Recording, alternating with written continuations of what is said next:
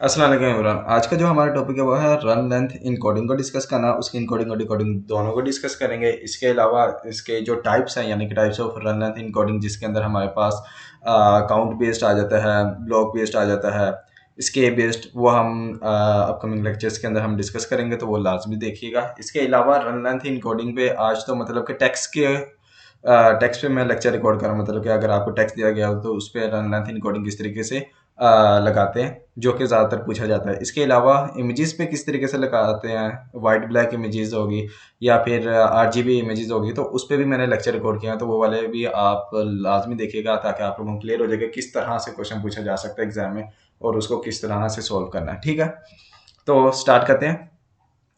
Run length encoding. सबसे पहले तो हम इक्वलिटी रिडंडेंसी को देख लेते हैं। इसके तो नोट्स पे चलते हैं।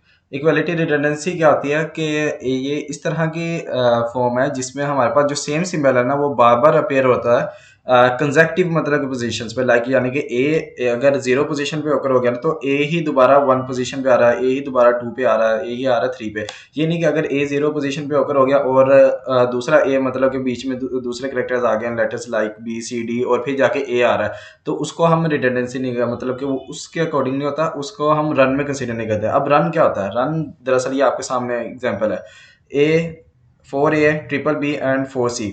ये आपके पास टैक्स है, इसके अंदर जो पहले 4A है ना, ये इक्वलिटी रिडंडेंसी मतलब कहलाते हैं, यानी कि इनमें से ये रन बनता है। रन क्या होता है? हमारे पास जो कंसेक्टिव आपके पास जो इक्वलिटी रिडंडेंसी है, इसको यहाँ पे लिखा भी हुआ है कि इसको खैर मैंने पूरा नहीं कहा था यहाँ पे, each such group of identical consecutive symbols is called a run. इनको हम रन भी कहते हैं। ठीक है, इक्वलिटी रिडंडेंसी को हम रन कहते हैं। अब क्या होता है, यानी कि ये आपके सामने एग्जांपल है एक टेक्स्ट की जिसमें है 4A triple B and 4C। ठीक हो गया, तो इसके अंदर जो आप देखें तो ए आ रहा है, फिर उससे नेक्स्ट पोजीशन में भी ए आ रहा है, उससे नेक्स्ट पोजीशन में भी ए है, उससे नेक्स्ट भी ए है, देन उसके बाद आ गया बी। यानी कि यहाँ पे करेक्टर चेंज हो गया। ये जो आपके 4 कंसेक्टिव ए आया ना, इसको हम रन कहते हैं। ठीक हो गया, तो ये देखेंगे इस टेक्स्ट के अंदर हमारे पास 3 रन है। एक है 4A वाले, ये देखें एक 4A वाला रन बनेगा, और एक ट्रिपल बी एंड 4C वाला। ठीक हो गया। इसके अलावा अगर आप डी, अगर एक सिंगल करेक्टर आता है तो वो सिर्फ खाली डी ही रन होता है अलग से। उसका मतलब कि ये नहीं, जरूरी नहीं है कि आपका कॉम्बिनेशन अगर सिंगल करेक्टर वो भी आपका डी बन सकता है। तो उसके लिए मैं ये वाला एग्जांपल आपको डिस्कस करता हूँ, जिसके अंदर हमारे पास ये है 6A 3Bs and 5X 2Ys Z and E। ठीक हो गया, ये एग्जांपल। इसमें रन क्या होगा? एक तो आपके पास ये रन आ जाएगा, ये रन 1 आ गया। ठीक हो गया, 6 A's का। ठीक हो गया, उसके बाद 3B's कंजेक्टिव आ रहे थे तो उनका एक रन आ गया। ठीक हो गया, इसके बाद 5X कंजेक्टिव आ रहे थे, उनका एक रन आ गया। ठीक हो गया, 2Y's थे, उनका रन हो गया। अब Z है, Z के नेक्स्ट करेक्टर नहीं है, मतलब कि नेक्स्ट जो करेक्टर है वो Z नहीं है, तो आपका खाली जो Z है ना वो भी एक रन कंसीडर होगा। ठीक हो गया, ये रन 5 हो गया, और ये इसी तरीके से E जो है आपका रन 6 हो गया। ठीक हो गया, उम्मीद है कि ये भी आप लोगों को क्लियर हो गया होगा। ठीक हो गया, तो ये रन का कॉन्सेप्ट आप लोगों को उम्मीद है कि क्लियर हो गया होगा, क्योंकि ये सबसे ज़्यादा इंपॉर्टेंट है। क्योंकि रन लेंथ इनकोडिंग है, तो रन लेंथ इनकोडिंग के अंदर सबसे ज़्यादा इंपॉर्टेंट चीज़ ही रन है। अगर आपने रन गलत बनाए तो जाहिर बात है कि इनकोडिंग गलत हो जाएगी। बाकी बहुत ईजी है, कोई मुश्किल नहीं है। ठीक हो गया, इसके अलावा हम रन लेंथ इनकोडिंग टेक्स्ट पे लगा सकते हैं, इमेजेस पे अप्लाई कर सकते हैं, सिग्नल्स पे अप्लाई। इमेजेस में ब्लू स्काई फोटो आप ले सकते हैं, यानी कि आप स्काई की फोटो कंसीडर कर लें तो उसके अंदर ब्लू कलर ज़्यादा होता है। स्काई के अंदर स्काई ब्लू कलर होता है ना, वो मतलब कंजेक्टिव आ रहा है, तो उस पे आप रन लेंथ इनकोडिंग अप्लाई कर सकते हैं। सिग्नल्स किस तरह का, मतलब कि एक ऑडियो है उसके अंदर जो साइलेंस वाला पार्ट होता है वो आपका एक 0 एम्पलीट्यूड वाला होता है, वो कंजेक्टिव साइलेंस। अगर फर्स्ट करें मैं अभी बोल रहा हूँ और थोड़ी देर के लिए मैं रुक गया हूँ, लाइक अभी मैं रुक गया हूँ, तो ये जो साइलेंस था ना, ये मेरा रन लेंथ कोडिंग के जरिए हम इसको इनकोड कर सकते हैं, इसको कंप्रेस कर सकते हैं। लाइक क्योंकि ये साइलेंस जो था अभी वो कंजेक्टिव आवाज थी, मतलब कि कंजेक्टिव सिग्नल्स थे, बिट्स कह सकते हैं आप कंजेक्टिव। और कंजेक्टिव बिट्स जब होते हैं उसको हम रन कहते हैं। रन के जरिए हम मतलब कि इजीली इनकोड कर लेते हैं। किस तरीके से करते हैं अभी हम आगे जाके लेक्चर में देखते हैं। इसके अलावा डॉक्यूमेंट्स में अगर हम देखें तो डॉक्यूमेंट्स जिस तरीके से ये आपके सामने टेक्स्ट लिखा हुआ है, इसके अंदर व्हाइट स्पेसेस जो आ रही हैं, ये हमारा पास जो होता है इस यहाँ पे हम रन कोडिंग लगा सकते हैं। ठीक हो गया, तो ये सारी चीज़ें तो मैंने टेक्स्ट के जो ज़्यादातर चीज़ें पूछी जाती हैं एग्जाम्पल में वो होता है टेक्स्ट। ठीक हो गया, बट मैंने इमेजेस का भी आपको ना करवाया है, तो वो आप लोग मेरी प्लेलिस्ट में जाके लाजमी देखिएगा लेक्चर, ताकि आप लोगों को क्लियर हो जाए कि अगर इमेजेस के ऊपर पूछ लिया जाए तो किस तरीके से लगाना। ठीक हो गया, ऑडियो हो गया, इन पे ज़्यादातर को पूछा नहीं जाता, बट टेक्स्ट पे ज़्यादातर पूछा जाता है, इसके अलावा इमेजेस पे भी पूछा जाता है। ठीक हो गया, तो इसलिए मैंने दोनों कवर किए हैं।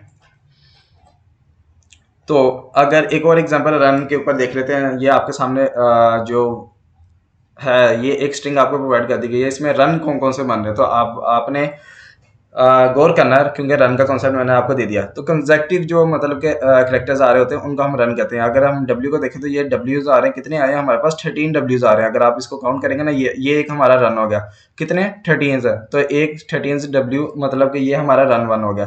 रन 2 क्या होगा, हमारे पास ये 2 बीज आए हैं। ठीक हो गया, फिर रन 3 क्या होगा, ये जो इसके बाद वाला स्टार्ट हो रहा है यहाँ तक, तो ये भी 13 डब्ल्यूज है।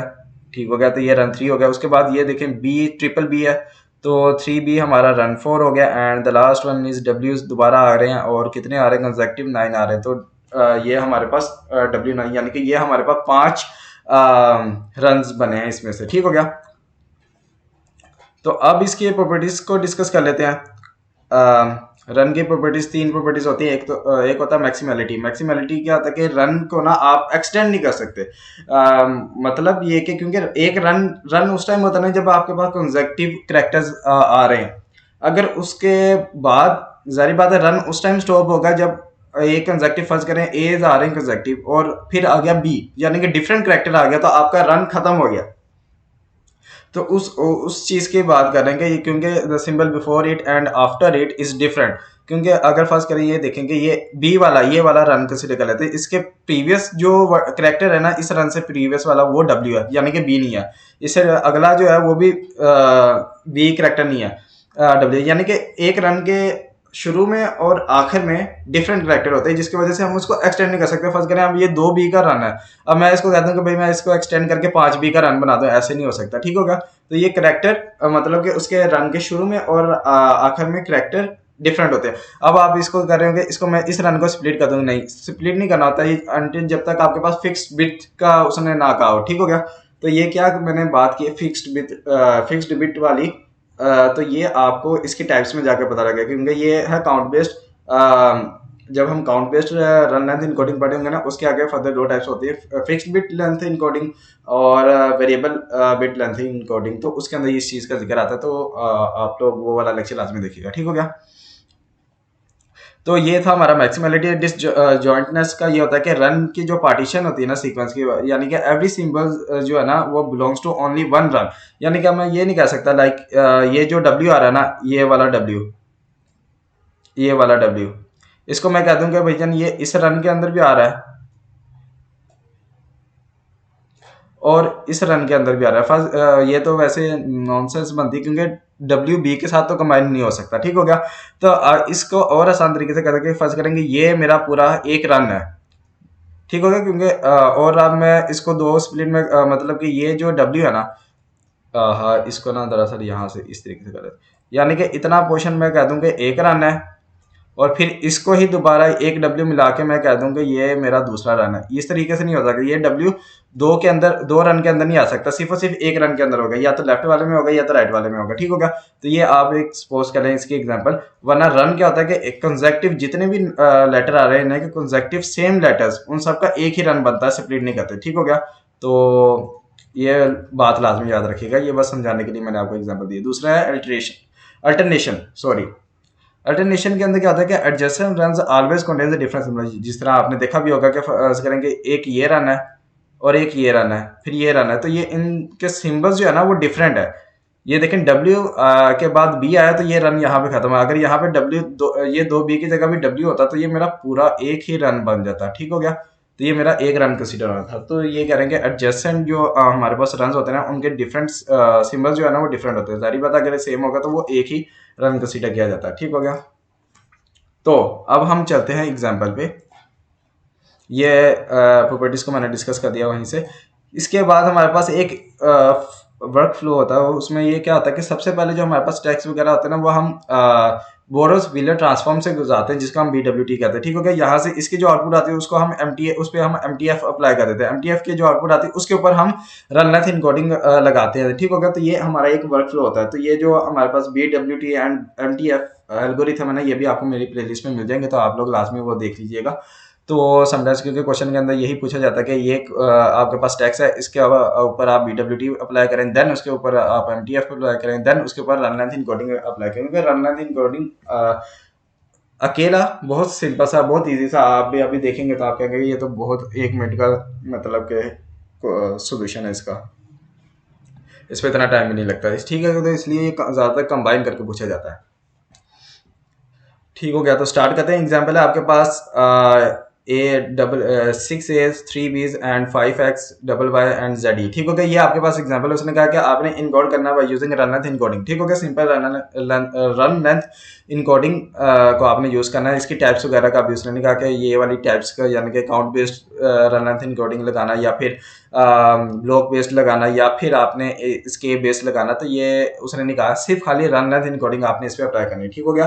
तो उसकी जो ये जो तीनों टाइप्स मैंने बोली है, ये नेक्स्ट लेक्चर्स में मैं करवाऊंगा आपको, तो आप लोग लाजमी देखिएगा।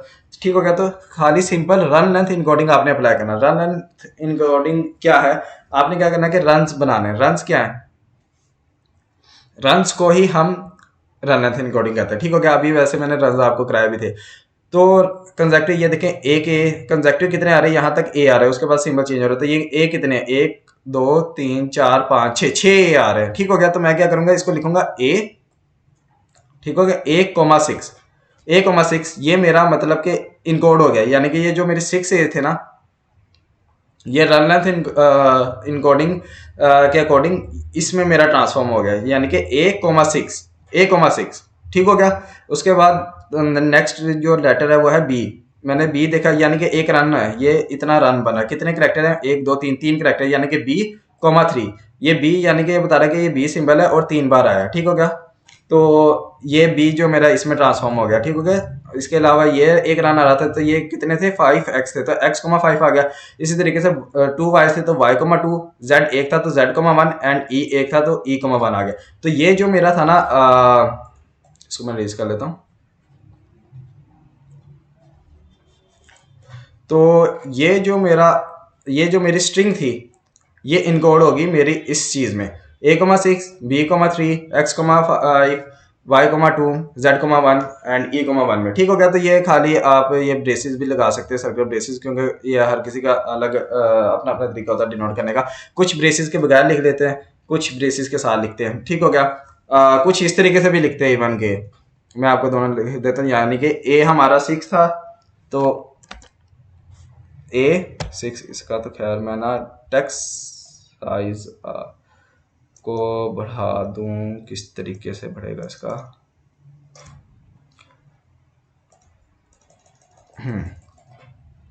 ठीक हो गया। A6 B3 x5 y2 Z1 E1, कुछ लोग इस तरीके से भी इसको लिखते हैं। ठीक हो गया।